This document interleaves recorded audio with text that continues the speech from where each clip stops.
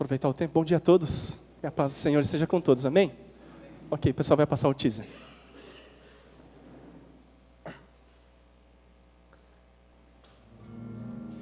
He held my hand and He led me to trust Him.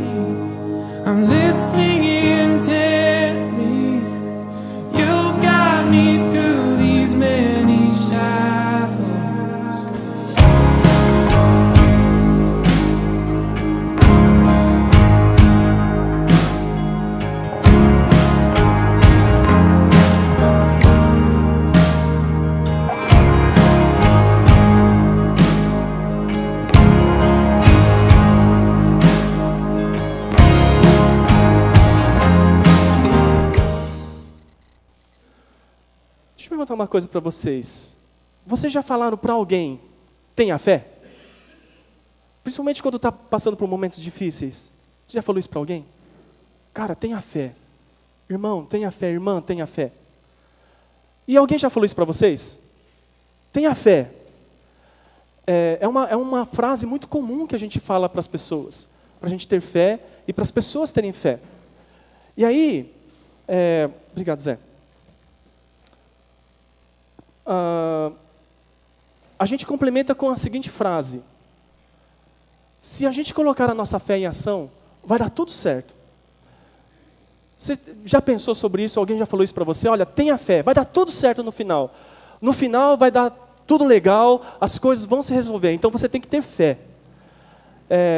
Isso é uma coisa muito comum que a gente ouve. Só que isso traz umas confusões dentro da gente, né? Vamos assim, ser muito sinceros. Por mais que você tenha fé, ou que você tente pensar, eu tenho fé, nem sempre as coisas dão certo. É ou não é? Tem coisas que não acontecem da forma que a gente gostaria que acontecesse. Na verdade, a gente tem um problema com o conceito de fé. A gente pensa que fé é uma coisa, mas na verdade é outra coisa. E aí, nas igrejas também não é diferente. Eu não quero citar ou fazer uma crítica assim, com relação a qualquer tipo de igreja ou denominação. Se você identificar alguma coisa aqui, eu não quero colocar nome para ninguém. Mas são algumas confusões que a gente tem a respeito da fé. Por exemplo, a gente até mostrou uma vez aqui, teve uma vez que a gente viu, isso foi muito polêmico também, de uma igreja, de um grupo de pastores, que eles estavam ungindo a vassoura. É vassoura aquilo lá, viu? É um monte de cabo de vassoura. E o pastor deitado ali em cima da vassoura, ungindo a vassoura. Por quê? Porque eles estavam vendendo aquela vassoura por R$1.000. E é caro, né? Alguns irmãos conseguem comprar. Eu não conseguiria comprar uma vassoura de 1.000. Mas qual que era o objetivo da vassoura? O objetivo da vassoura é você varrer a coisa ruim dentro de casa. Tipo, se você está passando por uma prova, está ruim na sua casa, e tem lixo espiritual, qualquer outra coisa, você compra a vassoura e você varre, porque é a vassoura ungida. Esse era o propósito. Eles faziam com muita sinceridade, entendeu? Mas eles faziam isso. E aí, assim, as pessoas colocavam a fé na vassoura, porque a vassoura tinha unção. Então, se você comprava a vassoura, você podia ter fé para limpar a sua casa. Se você não tem dinheiro para comprar a vassoura, então você ia ter um problema, que você não ia conseguir varrer a tua casa. Essa outra foto é um pastor recebendo uma unção de 12 litros de óleo. E essa unção, ele chamava essa campanha de unção de Arão. Então, era 12 litros, e ele falava assim que, depois da unção, olha, agora eu estou ungido, e daqui a 13 dias você vai receber bênção na sua casa. Você vai ser abençoado, porque eu recebi essa unção. Eles fizeram com a maior sinceridade. A gente não está criticando no sentido de Para você pode parecer loucura, mas para eles era sincero essa posicionamento de fé. Uma outra coisa que tem acontecido nas igrejas é um termo que a gente usa, chama judaizamento, ou a inserção das culturas judaicas dentro da igreja. Então, não é difícil você encontrar, por exemplo, pessoas com aquele... Sabe, eu esqueci o nome daquele negócio lá. Aquele negócio que você faz, é um chifre assim que você toca. Shofar. Shofar, né? Isso. Então, parece que fica até bonito, né? Parece que os anjos estão descendo quando você toca aquele shofar, aquele chifre lá. E aí as pessoas usam roupas judaicas, né? Usam aquelas vestimentas.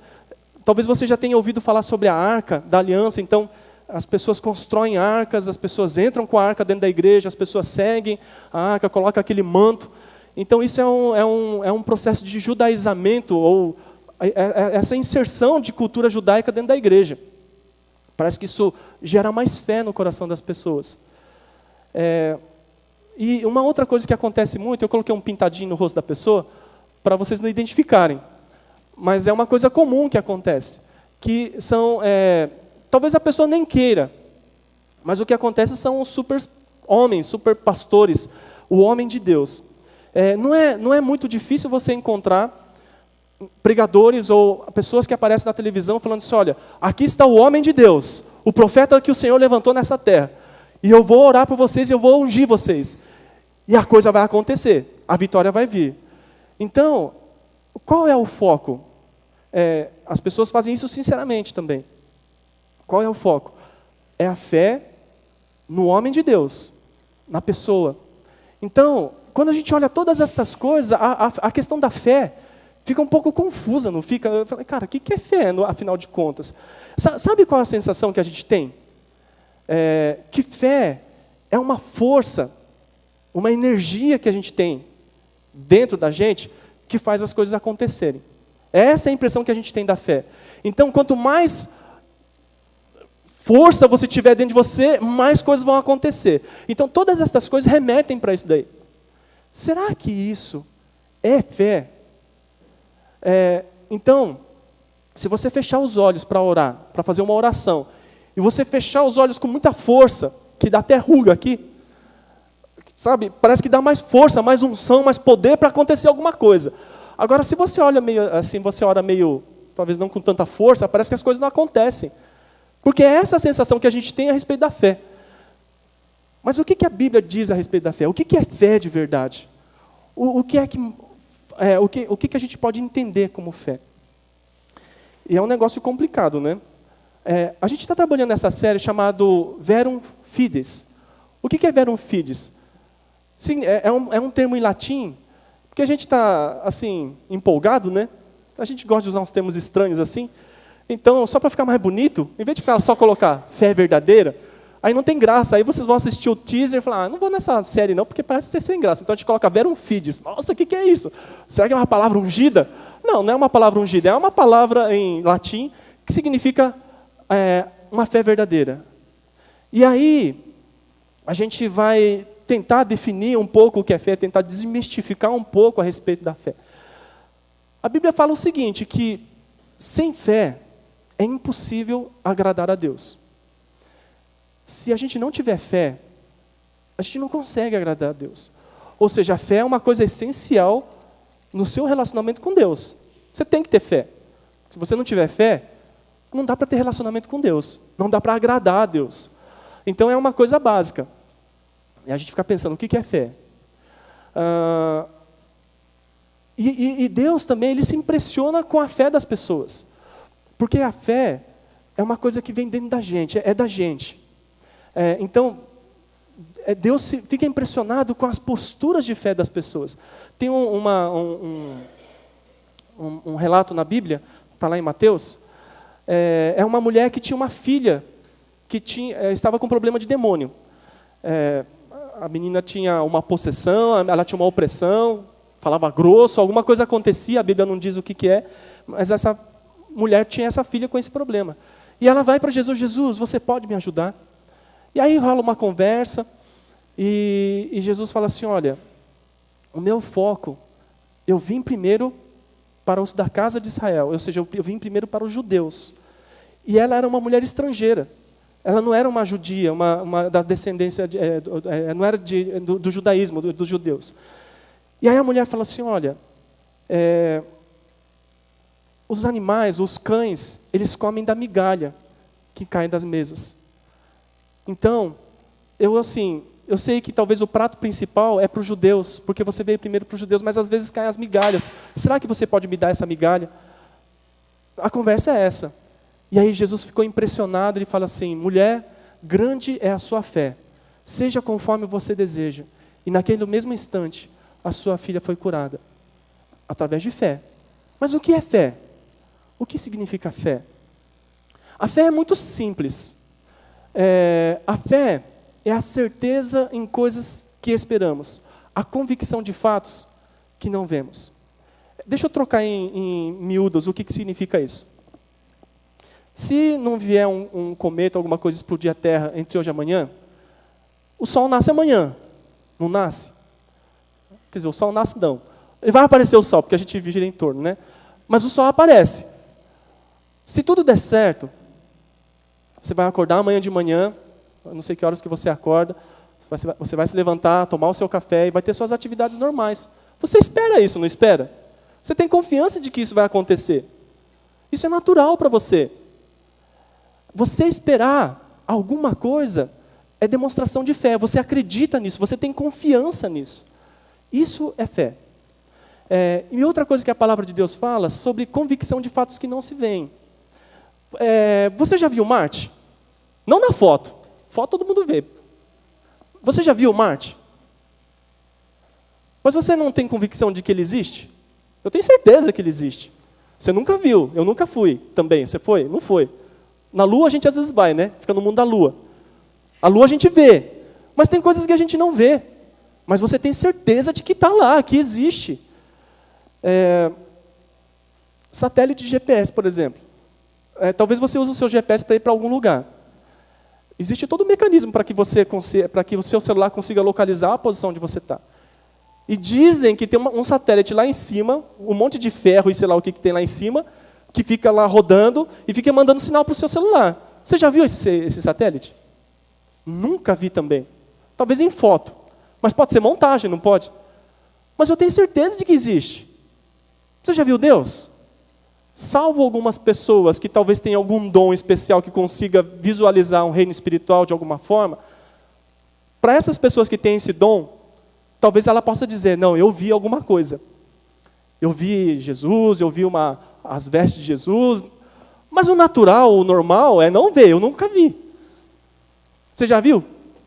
Talvez alguns falem assim, não, acho que eu vi. Mas de ver, a gente cantou agora, Senhor, eu quero ver a tua face. Face a face eu quero ver. A Bíblia diz que ninguém nunca viu a face de Deus. Moisés viu as costas. Mas a gente nunca viu. Mas eu tenho certeza de que Ele existe. Eu tenho certeza que Ele está aqui. Eu tenho certeza que Ele te conhece. É convicção, é certeza. Eu não vi, mas eu tenho essa certeza. Isso é fé. Então a fé é a certeza de coisa que você não vê. Isso é fé. Não é uma energia que tem aqui dentro. Ou você acredita ou você não acredita. Talvez a gente está no processo de tentar acreditar em algumas coisas. A gente está num processo. Mas fé é isso. É crer, acreditar, ter confiança de que aquilo existe. E pronto. Isso é fé. Isso não tem a ver com energia, com força que vem aqui dentro, que explode, que emana e que aí acontece a coisa. Não. O foco, muitas vezes, está nas pessoas, na fé das pessoas, nas coisas ungidas. Isso não faz nada. O nosso foco tem que estar em Deus, a nossa fé é em Deus, a nossa esperança é em Deus, a oração que alguém faz é porque a pessoa está orando para Deus e Deus vai abençoar. Esse tem que ser o nosso foco, em Deus. Então, quando a palavra fala sobre fé, é acreditar em Deus, é crer em Deus, pura e simplesmente. Então, desmistificando a fé, é isso daí. Então, quando todas as vezes que a Bíblia fala sobre fé de pessoas que impressionaram Jesus, é porque eles acreditaram que Deus era capaz de fazer qualquer coisa. Agora, a gente está lendo, a gente vai fazer durante esses 4 domingos, nós vamos estudar um pouquinho a respeito do livro de Tiago. Talvez você tenha reparado na sua Bíblia, se você tem Bíblia aí, quase no finalzinho da Bíblia tem um livro de Tiago. Então a gente vai fazer algumas meditações a respeito desse livro. E esse livro fala sobre muita coisa sobre fé. Só que uma fé prática, uma fé palpável, uma fé que demonstra que é fé. Então a gente vai aprender um pouco sobre isso. Eu vou falar um pouquinho sobre Tiago. O Tiago, talvez você se assuste agora. Existem vários Tiagos na Bíblia. E um desses Tiagos era o meio-irmão de Jesus. Ok, Jesus tinha irmão? Como assim Jesus tinha irmão? Tinha, ele tinha irmãos e irmãs. Como assim? A palavra de Deus diz assim que Jesus ele foi concebido por Deus. Então ele foi o primeiro, né, que nasceu através da Maria. E ele foi concebido de uma forma milagrosa. Então não foi de um relacionamento normal e sexual. Só que depois disso, José e Maria fizeram festinha e tiveram filhos naturais, entendeu? Então, por isso que ele tem irmãos. Esse Tiago é um dos irmãos de Jesus, o irmão mais velho depois de Jesus. A segunda coisa é que ele e os irmãos dele, eles não acreditavam em Jesus. Em que sentido? Eles não acreditavam que Jesus era enviado por Deus, que era alguém que vinha da parte de Deus. Eles não sabiam que ele tinha alguma coisa especial, mas eles não acreditavam em Jesus. A palavra de Deus lá em João 7,5 diz assim que eles não acreditavam que Jesus era o Messias, era o Cristo, né, era o ungido de Deus. O Tiago, ele se converteu, ou ele mudou o rumo dele, ou ele mudou a fé dele. Ele passou a acreditar em Jesus como Deus, depois que ele viu Jesus ressuscitado. Está lá em 1 Coríntios 15, 7. Então, quando ele viu Jesus ressuscitado, ele falou assim, realmente ele é Deus. Não tem como dizer que ele é uma pessoa comum. E é interessante que quando ele começa essa carta, ele começa dizendo assim, Tiago, servo de Jesus Cristo. Isso significa que, ele não fala assim, eu sou Tiago, irmão de Jesus. Eu sou servo dele. E ele é Senhor. Mudou a postura de Tiago. E o Tiago, ele foi um dos principais líderes no começo da igreja. Então, era uma pessoa que tinha muito conhecimento. Ele conviveu muito com Jesus, acho que muita coisa fez sentido para ele. E ele foi um dos líderes importantes da igreja. E no final, antes do final, né, ele escreveu essa carta por volta de 40 a 50 depois de Cristo. E ele escreveu justamente para os judeus que passaram a acreditar em Jesus. E, por fim, ele morreu apedrejado em 62 depois de Cristo, por acreditar que Jesus era o Filho de Deus. Eu fico pensando que uma pessoa não daria a sua vida por uma coisa que fosse falsa. Ainda mais por um irmão, né? Você já percebeu que os da casa é o mais complicado a gente fazer acreditar? As pessoas não acreditam quando você é da própria casa e às vezes você pode ser uma pessoa famosa ou uma pessoa, não sei, alguma pessoa que se destaca na sociedade, mas entre irmãos, você é irmão. Então é difícil assim dar crédito para o irmão, né? Crédito para aqueles que estão dentro da nossa casa. Mas ele morreu por Jesus.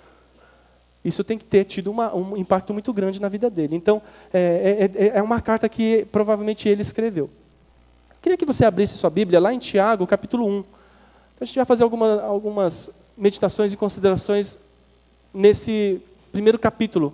A gente não vai ler ele todo, só alguns versículos. Tiago, capítulo 1, nós vamos ler do versículo 2 ao verso 5. Você pode acompanhar na sua Bíblia, se você quiser. Ou se você preferir, você pode acompanhar aqui na tela.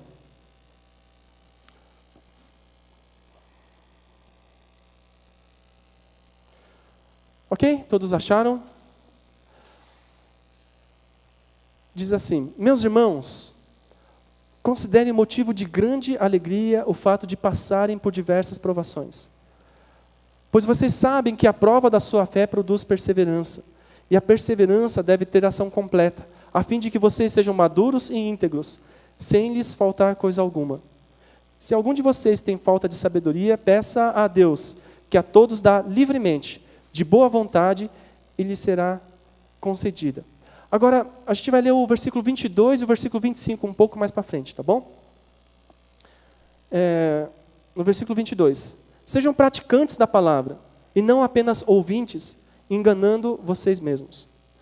No versículo 25 agora. Mas o homem que observa atentamente a lei perfeita que traz a liberdade, e persevera na prática dessa lei, não esquecendo o que ouviu, mas praticando, será feliz naquilo que fizer.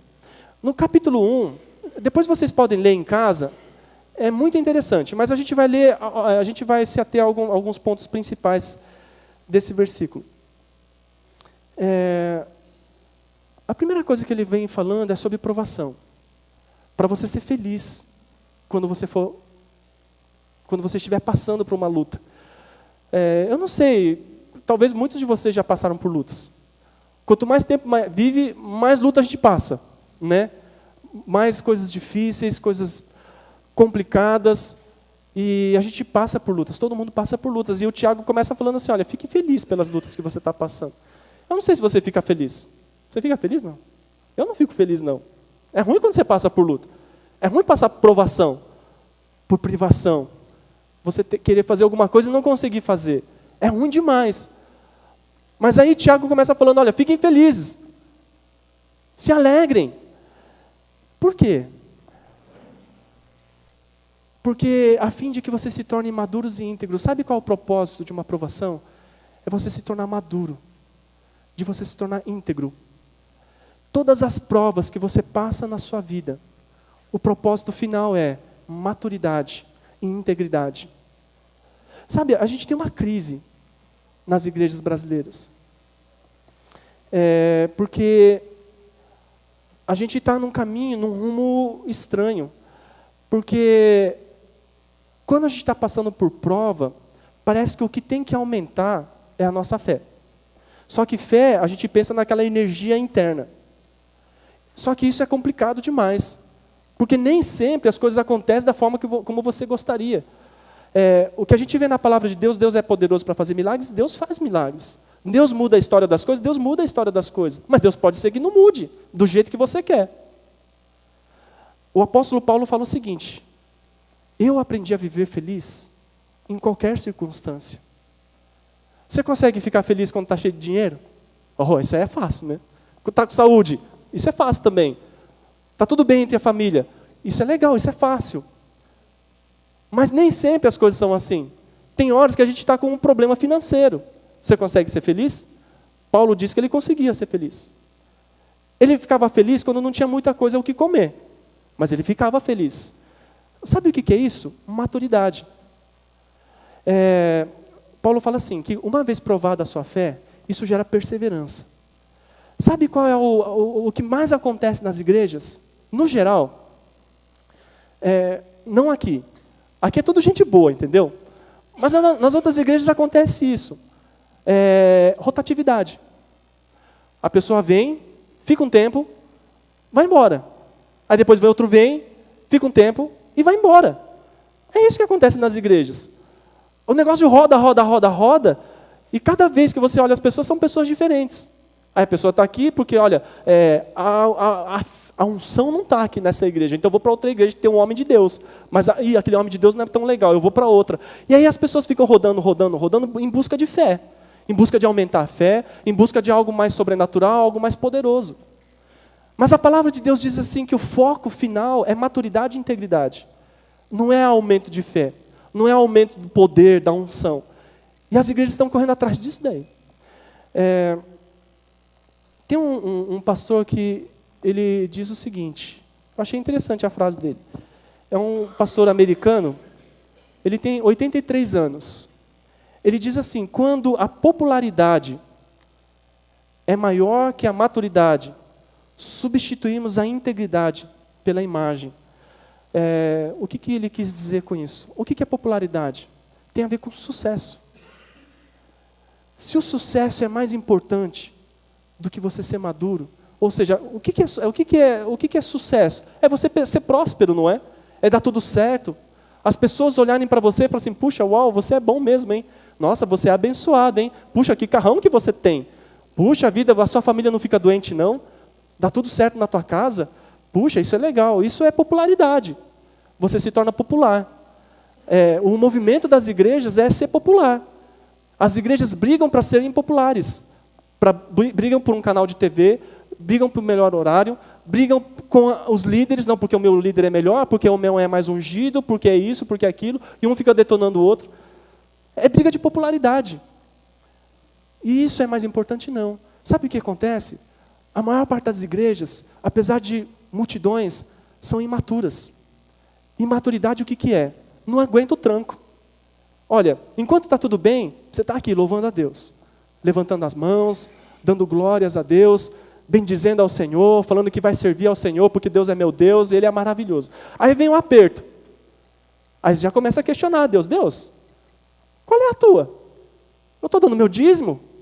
Eu dou minha oferta? Eu estou todos os domingos? Por que esse perrengue aqui? Isso não vem de Deus, não. Aí você começa a brigar com Deus. E aí você começa a bater de frente com Deus. E a hora que não atende, fala, não, peraí, Deus, acho que o problema não é Deus, é o pessoal que está aqui, porque o pessoal não ora direito. Aí você vai para outro lugar. O que você está buscando? Sucesso. E a palavra de Deus diz o quê? É ao contrário. Você ser maduro significa o quê? Você consegue aguentar o tranco em todo o tempo. Você consegue ser estável emocionalmente, espiritualmente, nos momentos mais difíceis da vida. Você chora, lógico que você chora. Você se ajoelha e fala, Senhor, eu não aguento mais. É lógico que você vai fazer isso. Mas, mesmo assim, a perseverança produz maturidade e integridade. Sabe, uma das outras crises que tem na igreja é a questão de integridade. Quando a gente pensa em provação, eu creio que tem duas origens. Tem provas que você não controla, que ela vem sobre você. Alguém morreu, alguém fica doente. Tem coisas que você não controla na sua vida. Alguma crise que vem e que por algum motivo que não é do teu controle acontece. Só que a Bíblia fala sobre tentação também. E Tiago fala o seguinte, olha, você não diga que é tentado por Deus. Deus está me tentando. Porque a gente é tentado pelas nossas próprias cobiças. Então, dentro dessa crise de integridade que a gente tem na igreja brasileira, entre os políticos brasileiros, entre liderança, líderes de igreja, pastores, a questão de integridade com relação ao dinheiro, por exemplo. Deus está me tentando com esse dinheiro todo aqui na igreja. Ai, meu Deus do céu, Deus me livre dessa tentação. Não é Deus que está te tentando. Você é tentado porque você cobiça. Está lá, mas assim, é o seu desejo. Agora, é errado ter desejo? Não. É errado ser tentado? Não, não é errado ser tentado. Todos nós temos tentações. Cada um de vocês tem fraquezas. Alguns na área de dinheiro, alguns talvez para algum tipo de vício, algum é jogo, para alguns é mulheres, para outros é comida, não sei. Todos nós temos tentações, todos nós sofremos tentações. Jesus sofreu tentações. Então não é errado ter tentações. Você não precisa ter vergonha de sofrer algum tipo de tentação. A questão é que uma vez vindo a tentação e a gente cai nela, aí vem a morte. Esse é o problema. Então, tentação todos nós temos. Mas a questão de integridade, a gente fala sobre caráter, né? A gente questiona muito o caráter das pessoas, o caráter de outras pessoas. Mas o cara é um mentiroso, o cara é um enganador, o cara... Sei lá, todos nós temos alguma falha de caráter. Se não é uma coisa, é outra.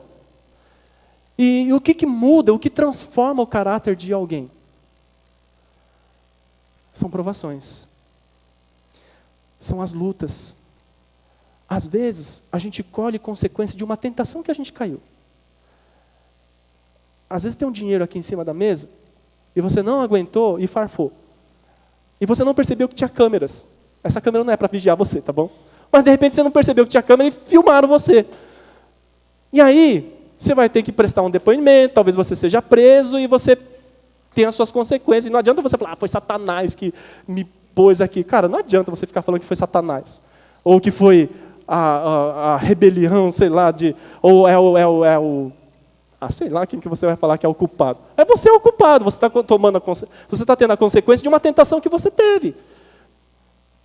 Mas essa consequência, essa prova, que talvez você diga que é prova, é um processo de Deus para trazer integridade para você. Quem sabe na próxima você não faz? Falei, cara, fiz uma vez, eu tomei na cabeça, acho que eu não vou fazer mais, não. É um processo de trabalhar a integridade. Então Deus trabalha a nossa integridade também. Nós estamos sendo trabalhados no nosso caráter. Uma outra coisa que a palavra de Deus fala a respeito de sabedoria. Quando a gente passa pela provação, mais uma vez, a gente geralmente gosta de pedir mais fé. Não está errado pedir fé, você tem que pedir fé mesmo. Senhor, dá-me mais fé, aperfeiçoa a minha fé. Mas sabe o que Tiago fala para você fazer? Ora por sabedoria. Se algum de vocês tem falta de sabedoria, peça a Deus com fé. O que é sabedoria? Muita gente tem conhecimento. A nossa geração atual, nós temos muito conhecimento. E mesmo que você não saiba agora, o Google te ensina. Eu não sei como é que é. Vai lá no Google e pesquisa. Como fabricar um satélite de GPS. Eu não sei se vai ter isso, mas alguma coisa vai ter. Como fabricar uma bomba. Como fabricar isso. Como ser um hacker. Como invadir o computador de um banco. Cara, o que você imaginar tem na internet. Conhecimento tem. Mas o que é sabedoria? Eu sei que muitos de vocês, todos nós temos muito conhecimento, mas o que é sabedoria? Sabedoria é o conhecimento usado no tempo certo, na hora certa e de maneira correta. Isso é sabedoria. Eu conheço muita gente de igreja que tem muito conhecimento. Conhece muito a Bíblia. Deixa eu colocar uma foto aqui antes. A gente tem uma noção de que sabedoria é isso, né? Um cara velhinho, barba branca, uma sobrancelha enorme, com cara de nada. Porque quando você precisa de sabedoria, você vai consultar alguém que tem essa característica. Cara, você é um homem sábio, então eu quero saber a sabedoria. Pode ser, porque é uma pessoa que talvez tenha muitas experiências. Mas como é que você converte isso para a sua vida? O que a palavra de Deus diz é que você tem que orar. Deus me dá sabedoria. Eu conheço muita gente na Bíblia que conhece a Bíblia profundamente, capa a capa. Conhece a história, conhece os autores, conhece para quem foi escrito, conhece tudo da Bíblia. Tem muito conhecimento. Ensina as pessoas. Ensina a Bíblia para as pessoas. Ensina o que tem que ser feito. Mas não tem sabedoria. Porque ele não sabe usar o conhecimento que tem na hora certa. Eu vou te dar um exemplo. Simples, coisa simples. A gente sabe, talvez muitos de vocês saibam, que a Bíblia diz assim que a gente tem que perdoar, certo? Perdoai-vos uns aos outros. Conhecimento, está na Bíblia. Você lê e você conhece isso, você tem entendimento disso. Tudo bem, eu tenho que perdoar as pessoas. O que é sabedoria? É quando você perdoa as pessoas. A forma como você vai falar, a como você vai se posicionar, isso é sabedoria. E é isso que a gente precisa pedir a Deus. Sabedoria. Como é que a gente vai fazer? Sabe, quando você está passando por uma prova, por uma luta, uma tentação, você pode sim repreender o Satanás. Satanás, eu te repreendo. Sai daqui com essa tentação, com essa prova, com essa provação. Mas nem sempre vai embora. A luta continua. Aí você pede mais fé. Senhor, dá-me mais fé, mais força para passar. Mas como é que você vai passar por essa prova, por essa tentação ou por esse momento difícil? Você precisa de uma solução, não precisa? Você precisa de um rumo, você precisa de uma direção, precisa de uma... O que eu vou fazer nessa crise financeira? O que é que eu vou fazer numa crise conjugal? O que é que eu vou fazer numa crise de educação com os meus filhos?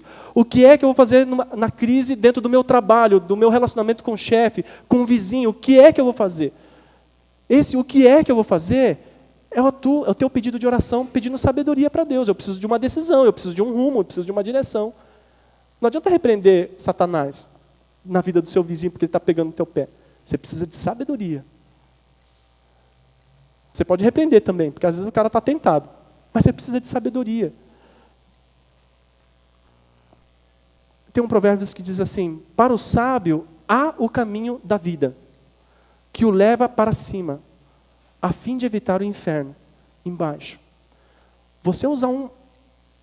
Se você tomar uma postura, uma direção errada, não sábia, você vai criar um inferno para você. Você vai criar um problemão para você. Mas o caminho da sabedoria te põe no céu. Precisamos da graça de Deus. E aí, da onde que é a fonte? Peça para Deus. Ore para Deus. Deus, me ajuda, me orienta, me dá a graça, me direciona. Como é que Deus vai fazer isso? Através da palavra. Pode ser através de um cântico. Através de um homem de sabedoria, você pode pedir conselhos.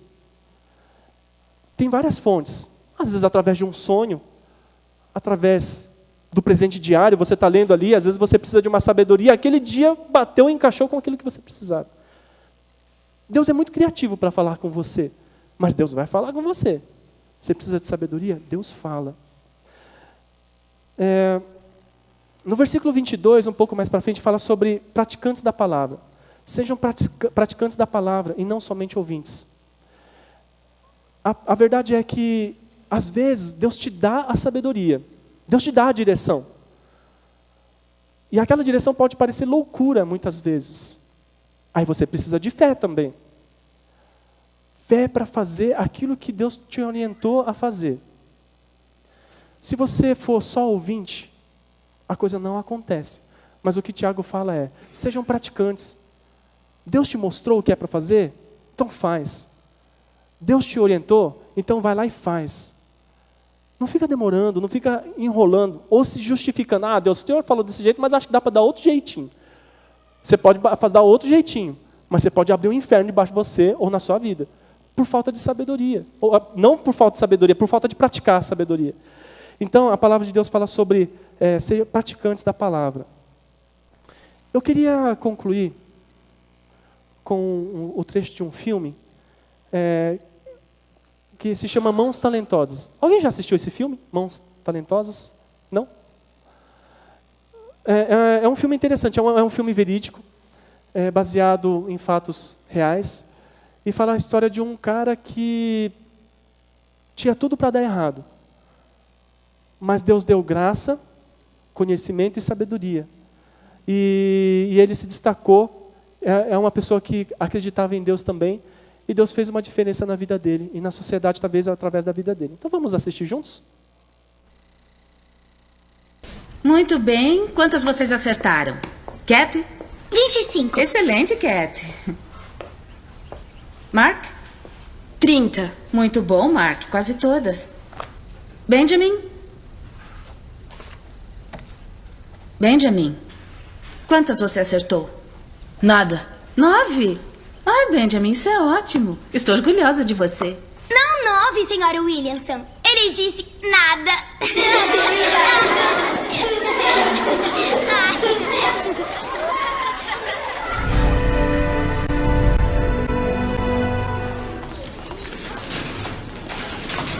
Você disse que ele ia acertar uma, não disse?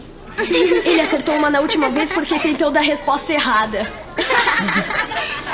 Ei, Benny, você era o cara mais burro da classe. Mas sabe o que disseram no Cronkite no jornal de ontem? Que você é o cara mais burro do mundo. O que aconteceu? Você não tirava essas notas em Boston. Lá era mais fácil, eles não pediam tanta coisa. Também não vou pedir, vou mandar. Você não foi feito pra fracassar, Benny. E pode controlar sua Ele me raiva. chamou E tem de que burro, aumentar ele suas sempre- notas, eu sei que pode. Eu sou burro, mãe. Não é não. Você é um menino inteligente. Escuta aqui, escuta aqui. Você não está usando essa inteligência. Benjamin é um rapaz de cor. Não há pai na vida dele. Ele chegou a nós com tremendas desvantagens. Não há motivo para não fazer melhor do que ele. O que há com vocês, crianças? Vocês não lutam o suficiente. Deviam se envergonhar.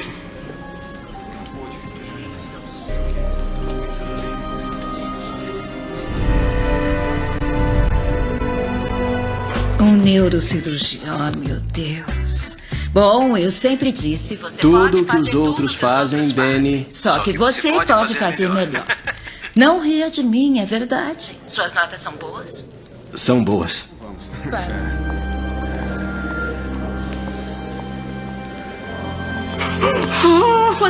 Quanto? Eu tirei A.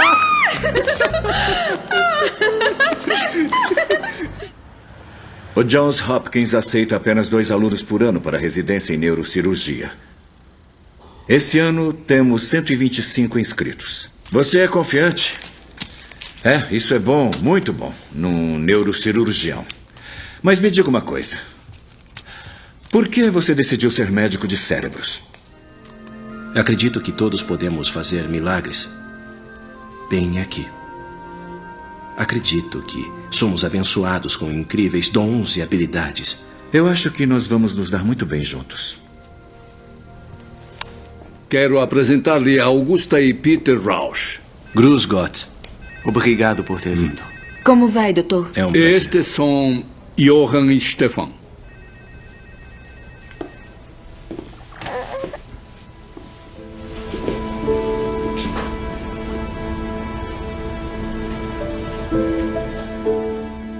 Ben, fiquei sabendo que você quer adiar a operação dos gêmeos. Se operarmos logo, há mais chance de recuperação. Eu sei, mas eles vão sangrar.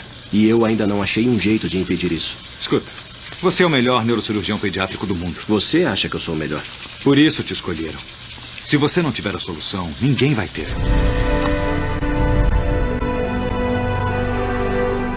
Você pode fazer isso. Claro que pode. Você tem o mundo todo aqui. Você só precisa enxergar além do que vê.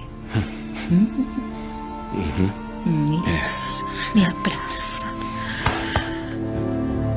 Alô? Mark? Tá na hora de operar.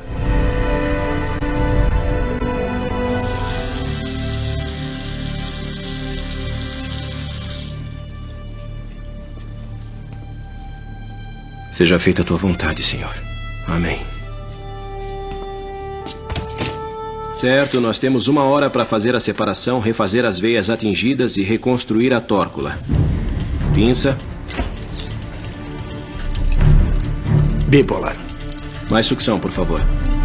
Certo, preparar a separação. Tudo bem? É agora. Pronto? Tudo bem. Na minha marca. 3, 2, 1. Separar. Devagar. Lentamente. Parabéns, pessoal! Parabéns! Ótimo trabalho! Fantástico! Foi incrível! Senhoras e senhores, vamos dar um momento ao Dr. Carson. Ficaremos felizes em responder suas perguntas logo que ele chegar na sala de imprensa. Eu sempre disse que você faria tudo que os outros fazem. Só que você faria melhor. Dr. Ben Carson foi o primeiro médico a fazer uma cirurgia de crianças siamesas. Ele é autor de mais de 90 publicações na área de neurocirurgia e recebeu 27 títulos honorários de doutorado e inúmeros prêmios cívicos.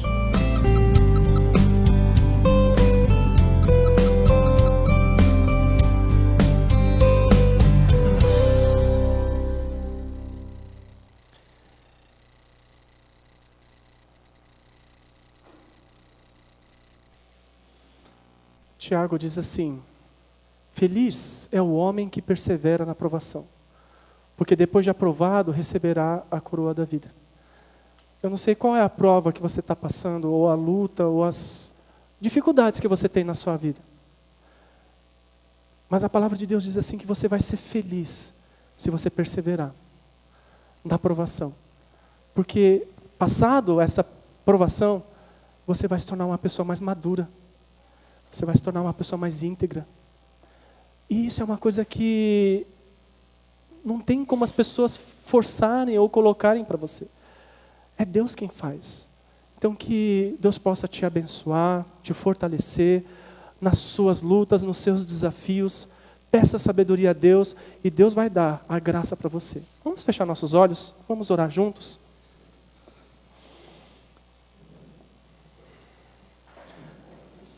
Senhor nosso Deus, queremos reconhecer, ó Deus, a nossa fé confusa muitas vezes. A gente muitas vezes se perde, Senhor Deus, tentando mudar a situação, mudar as circunstâncias, talvez pela uma força interna, talvez. Mas, ó Deus, isso não depende da gente. É o Senhor quem faz, é o Senhor quem realiza. Nós precisamos somente da Tua sabedoria nos momentos difíceis da nossa vida. E, ó Deus, cada um na sua aprovação, na sua luta, nas suas tentações, e por vezes derrotas também. Por vezes colhendo frutos de uma decisão errada. Por vezes vivendo um inferno por falta de sabedoria da nossa parte. Mas, ó Deus, nós queremos orar ao Senhor, pedindo a Tua graça sobre cada um de nós. E se nos faltou sabedoria, Senhor Deus, até o momento, hoje nós queremos pedir, Deus, dá-nos da Tua sabedoria. O conhecimento é muito importante. É bom conhecer a Tua palavra. E é através da Tua palavra, Senhor Deus, que ela se torna sabedoria para nós.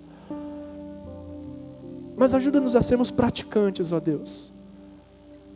Nós não queremos ensinar os outros sem antes aplicar em nossas vidas. Nós não queremos colocar, Senhor Deus, um peso na vida de outros, dizendo que os outros devem fazer, se a gente mesmo não faz. Então ajuda-nos, ó Deus, nas nossas falhas, nas nossas fraquezas. Ajuda-nos a praticarmos a Tua palavra. Porque eu creio que a prática da Tua palavra é a própria sabedoria. Que o Senhor derrame, Senhor Deus, da Tua presença, da Tua graça, do Teu poder sobre cada um aqui. Que aqui, Senhor Deus, nessa manhã, seja uma igreja feliz. Uma igreja alegre. Uma comunidade que se alegra, mesmo passando por provações, sabendo que a provação tem o seu tempo e um dia ela cessa. Então, Senhor Deus, que o Senhor nos ensine a vivermos alegres, mesmo passando por momentos difíceis nas nossas vidas. Assim nós oramos, agradecemos e te pedimos em nome de Jesus. Amém. Amém. Pastor Nori?